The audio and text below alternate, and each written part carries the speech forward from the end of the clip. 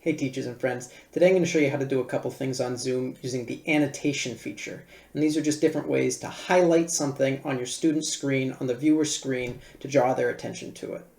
So the first thing you're going to want to do is go ahead and share your screen. Let's say I want to teach my students about Simon and Garfunkel because it's important to know your history.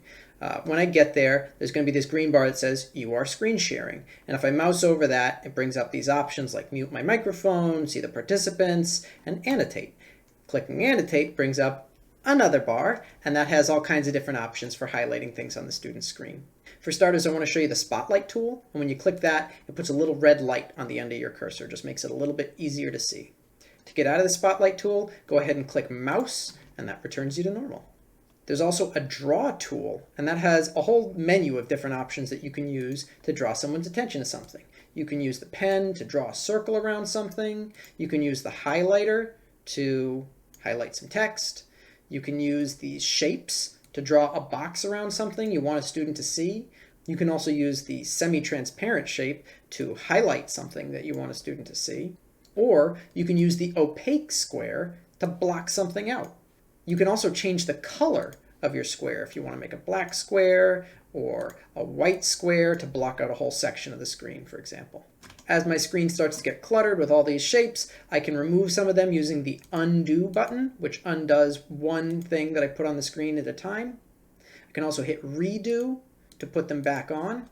There's also the keyboard shortcuts Control Z and Control Y, or you can use the eraser tool, which erases one object at a time when you click on it, or if you just drag it all over the screen, it'll erase everything.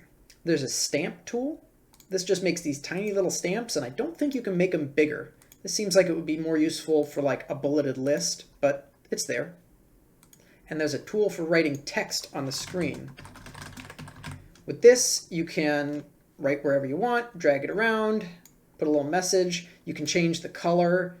You can change the size. You can make it bold or italic using the format menu. Once you click off the screen, it'll be locked in place. Or you can use the select tool to pick it up and drag it around.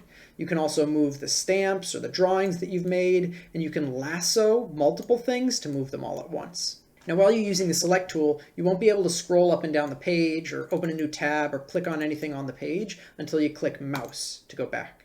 The other option is, while you're using the select tool or the drawing tool, you can right-click, and that'll take you back to mouse as well. One other way to clear the screen is to use the trash can icon and clear all drawings from there. Last thing I want to show you is the Save button. If you click that, it's going to take a screenshot of your screen, and if you see Show in Folder appear under it, you can click that and it'll bring up the folder where your screenshot lives. So now you can send that to a parent, you can make homework or a handout that way, or just show what your student is doing in class. That about covers everything in the Annotations menu. Hope that helps.